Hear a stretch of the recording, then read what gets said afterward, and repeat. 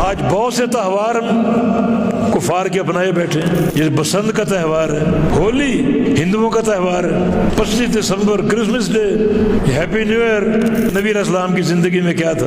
انس فرماتے ہیں قدمت المدینہ، میں مدینہ آیا، مدینہ والوں کے 2 دن تھے تہوار کے، ان دنوں وہ خوب کھیلتے مزے کرتے۔ نبی علیہ السلام نے وہ دن دیکھے تو آپ کی غیرت اور دینی غیرت گوارا نہیں کرتی کہ ان کے تہوار ہم اپنائیں، ان کی خوشی میں ہم شریک ہوں۔ یہ دینی غیرت اور ملی غیرت کے منافی۔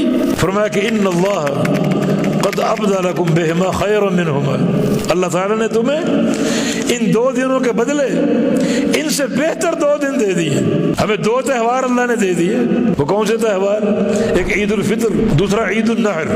اب دیکھو ہمارے تہواروں کی بنیاد کیا ہوتی ہے؟ خالی مٹر کشتی نہیں ہوتی، موج میلے نہیں ہوتے۔ عید الفطر خوشی مناؤ، ہمارا عید کا دن ہے، مگر خوشی کی اساس کیا ہے؟ جو پیچھے آپ نے عبادات کا مہینہ گزارا، رمضان المبارک، خوب اللہ کی عبادت کی، گناہوں کو بخشوایا۔ اب یہ یوم الجوائد آ گیا، خوشی کا دن آ گیا، خوشی کرو۔ خوشی کے پیچھے عبادت ہے، گناہوں کی بخشش ہے۔ عید الاضحیٰ ہے، اس کے پیچھے عبادت ہے، گناہوں کی بخشش ہے۔ یوم النار 10 ذو الحج ہے، اس سے قبل 9 ذو الحج۔ 9 ذو الحج میں حاجی عرفات کے میدان میں ہوتے ہیں اور باقی غیر حاجی اپنے اپنے گھروں میں ہوتے ہیں۔ اللہ نے کیا دیا؟ حجاج کے گناہ معاف کر دی۔ اللہ تعالیٰ اہل عرفہ کے اتنا قریب آتا ہے، اتنا قریب کبھی کسی کے نہیں ہوا۔ سب سے زیادہ اللہ کا قرب بندوں کو عرفہ والے دن ملتا ہے، اور اللہ فرشتوں کو گواہ بنا کر تمام اہل عرفہ کو معاف کر دیتا ہے۔ بخشش ہو گئی، اگلا دن ہمارا خوشی کا دن، کھاؤ پیو، عید ہے ہماری، اس عید کے پیچھے عبادت ہے۔